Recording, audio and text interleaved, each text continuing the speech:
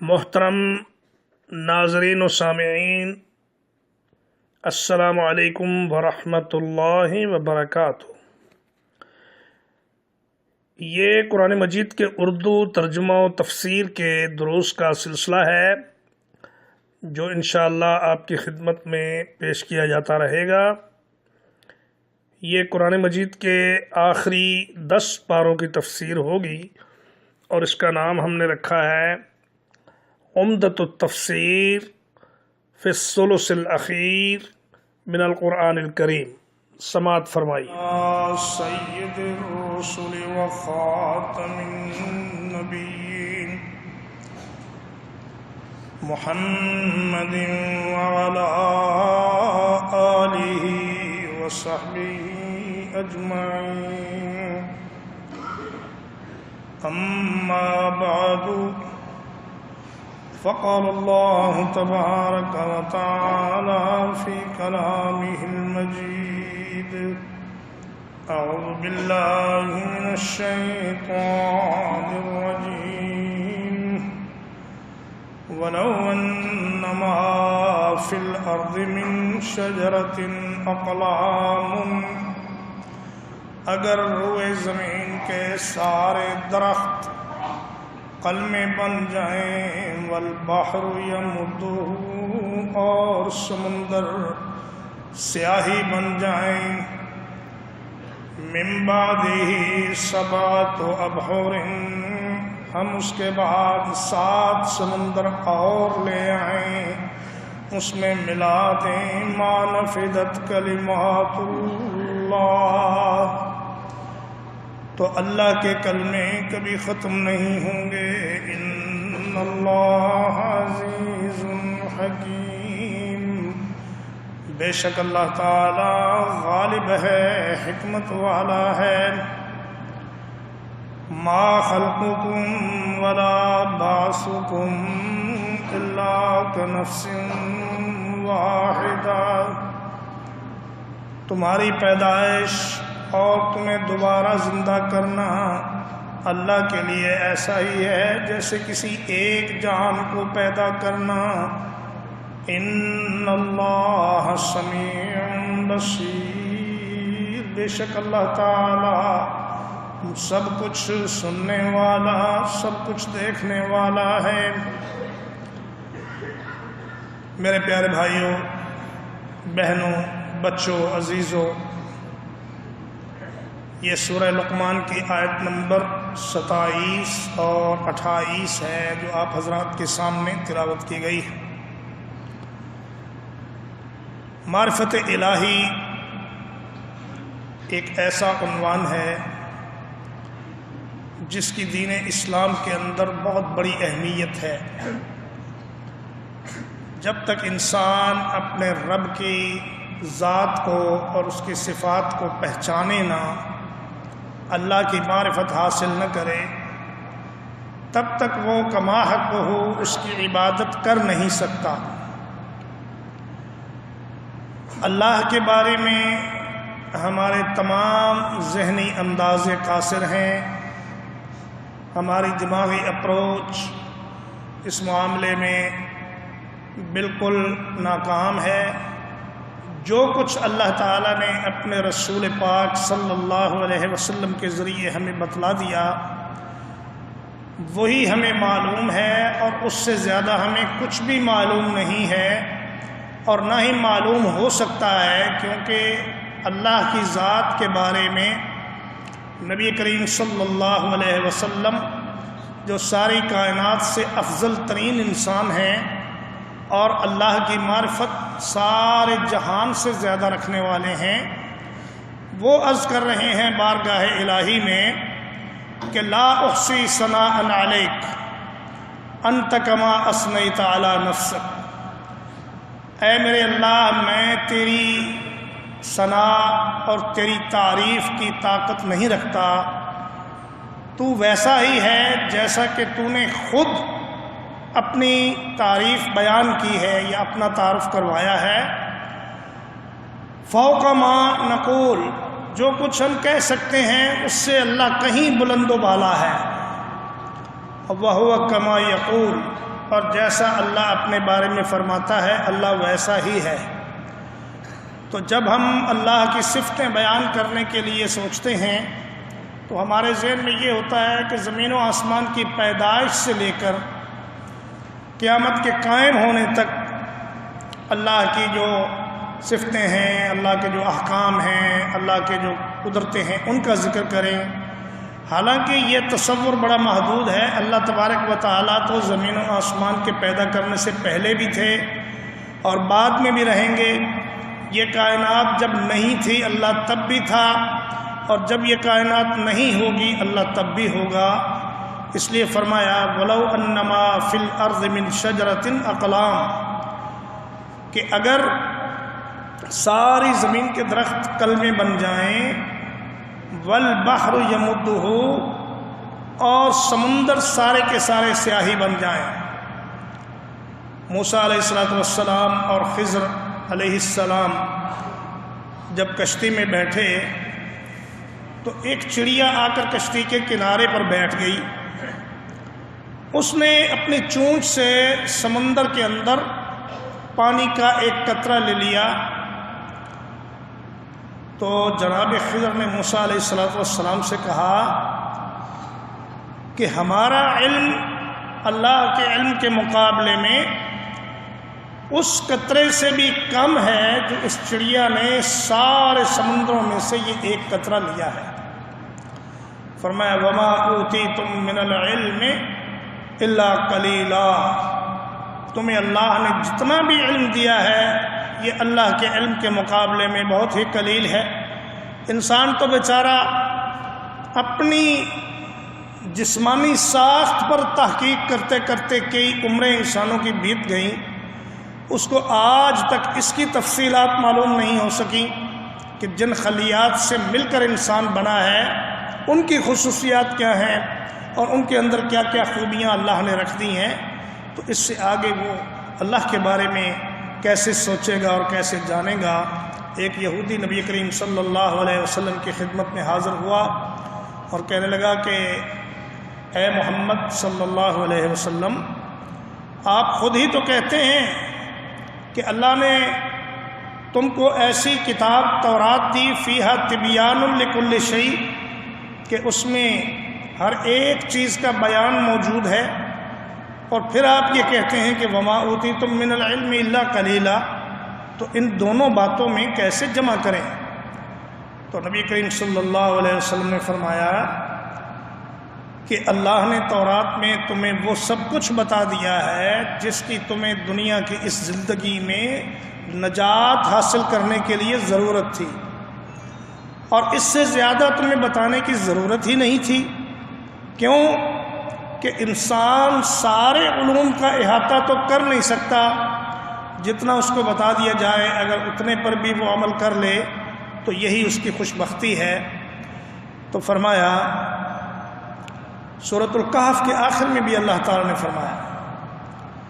فرمایا قُل لَّوْ كَانَ الْبَحْرُ مِدَادًا لِكَلِمَاتِ رَبِّي لَنَفِدَ الْبَحْرُ قَبْلَ أَن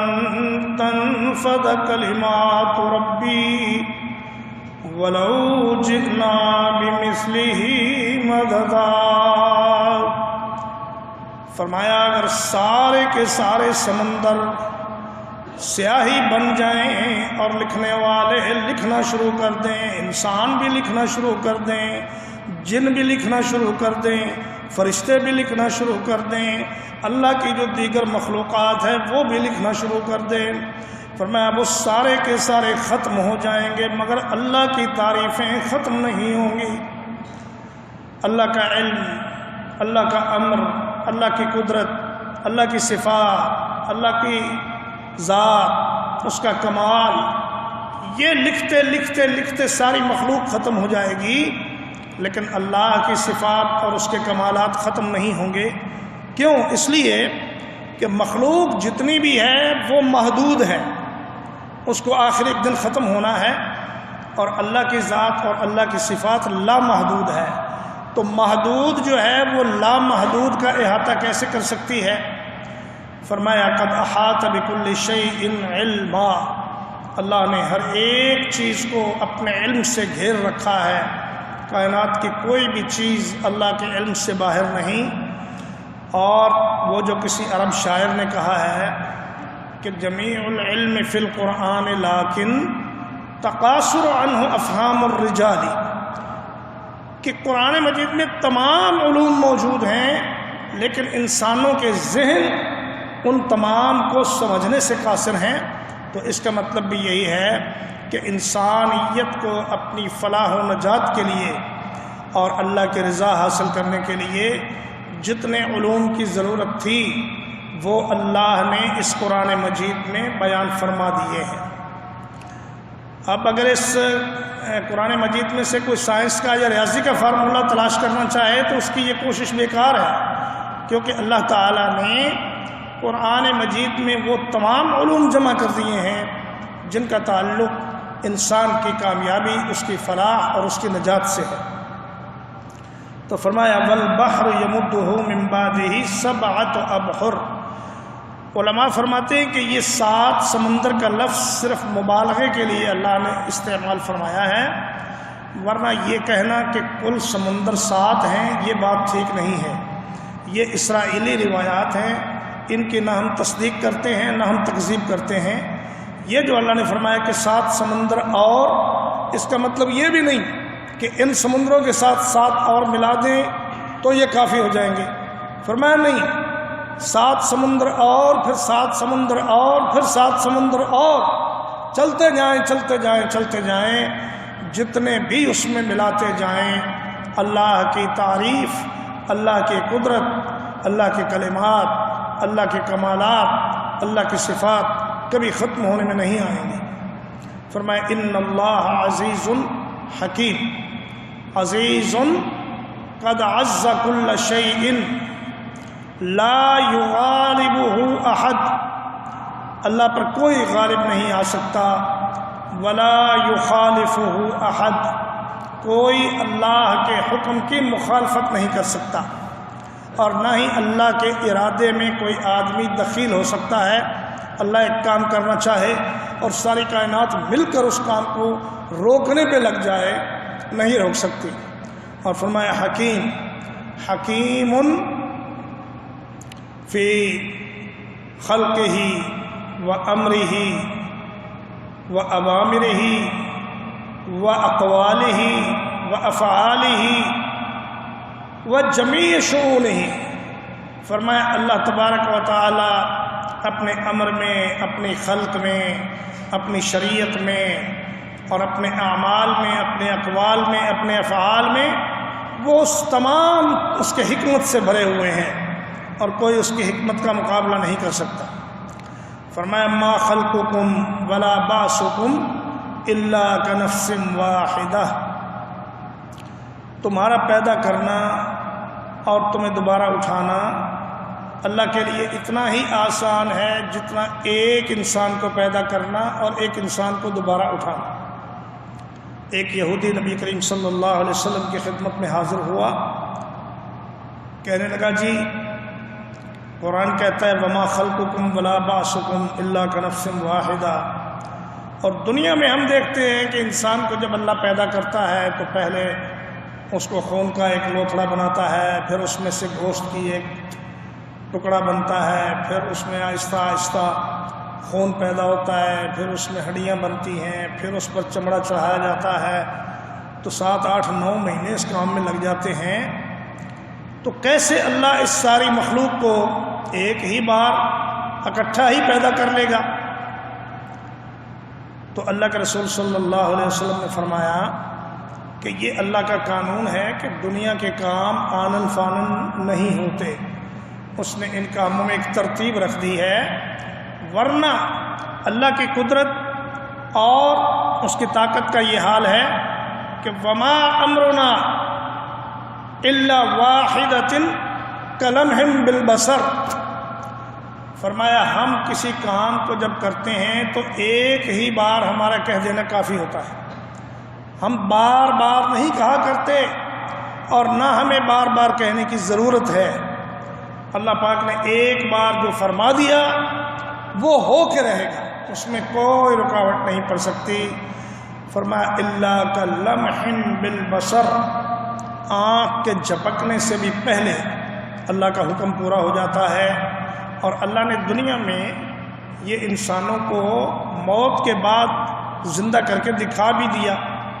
حضرت عزیر علیہ السلام کو اللہ نے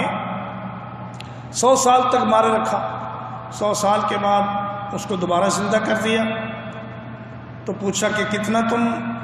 سوئے رہے ہو؟ تو اس نے کہا جی میں تو 1 دن یا آدھا دن۔ فرمایا بل لبثت 100 عام، تم 100 سال تک سوئے رہے ہو، یہاں مرے رہے ہو۔ فانظر الى طعامك وشرابك لم يتسنى، فرمایا اس سے بھی بڑا کمال یہ ہے کہ جو کھانا تم گھر سے گرم گرم لے کر آئے تھے وہ 100 سال کے بعد بھی ویسے کا ویسا تازہ ہے جیسے تم اپنے گھر سے لے کر آئے تھے۔ وانظر الى العظام کیف ننشزها ثم نکسوها لحما، فرمایا جو گدھا جس پر تم سفر کر رہے تھے اس کو دیکھو کہ 100 برس کے بعد اللہ اس کی ہڈیوں کو کیسے جوڑتا ہے اور کیسے اس پر گوشت چڑھتا ہے اور کیسے وہ دوبارہ زندہ ہو کر تمہاری سواری کے لیے حاضر ہو جاتا ہے۔ اصحاب کہف کو اللہ نے 309 برس تک ایک غار میں حالت نیند میں یا حالت وفات میں سلائے رکھا۔ 309 برس کے بعد وہ اٹھے تو انہوں نے یہ سمجھا کہ ہم شاید صبح سوئے تھے، عصر کے وقت اٹھ گئے ہیں۔ تو اللہ نے فرمایا کہ نہیں، تم 300 سے کچھ 9 سال زیادہ اس غار میں پڑے رہے ہو،